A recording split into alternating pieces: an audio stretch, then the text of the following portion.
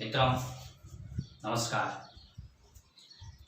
साहित्य सुधा Hindi YouTube channel में आपका हार्दिक स्वागत, अभिनंदन। पिछले वीडियो में हमने संतवाणी पढ़ा। संतवाणी में कबीर, तुलसी और कृपाराम के चैप्टर का अध्ययन किया।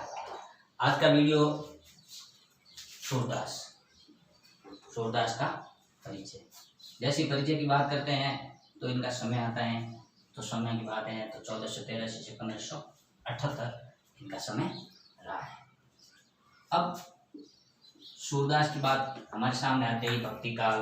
अब भक्ति काल में ज्ञान मार्गी, राम मार्गी, कृष्ण मार्गी आदि अन्य अन्य शाखाएं आती है।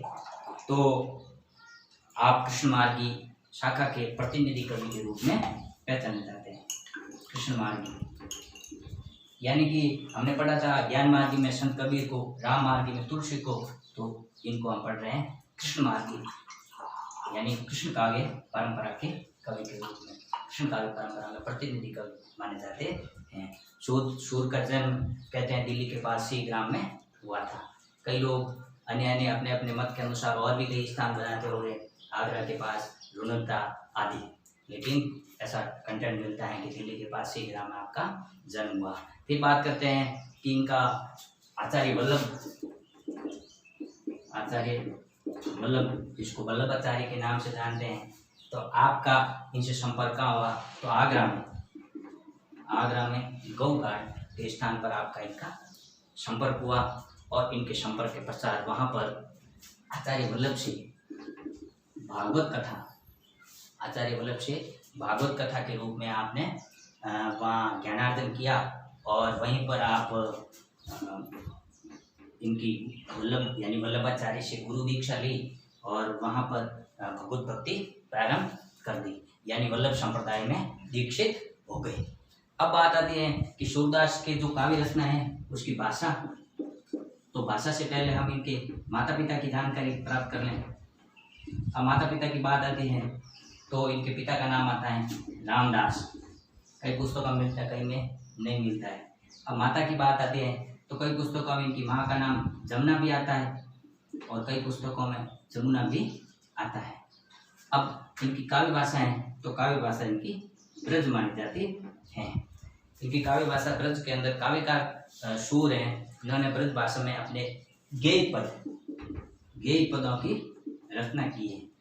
यानी कि काव्यकार सूर ने जिसको हम जैसे इनसे पहले जो कृष्ण काव्य परंपरा के कुछ कवि हुए थे, जैसे विद्यापति हैं, जयदेव हैं, वो भी गेय परंपरा के पद लिखते थे।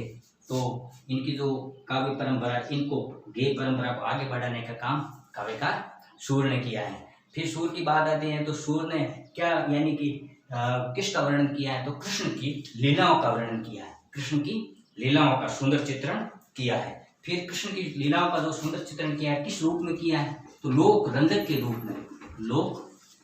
के रूप में, यानी कि कृष्ण किस प्रकार समाज के अंदर कल्याणकारी कार्य करे, इस रूप में आपने श्री कृष्ण का वर्णन अपनी काव्य परंपराओं में किया है। फिर काव्यकार किस प्रकार के थे? तो काव्यकार भक्ति, श्रृंगार और वात्सल्य के कवि के रूप में जाने गए। भक्ति, श्रृंगार और वात्सल्य इस प्रकार के कवि के रूप में जाने गए। अब बात करते हैं हम कि भक्ति, श्रृंगार और वात्सल्य के रूप में आप त्रिवेणी माने गए।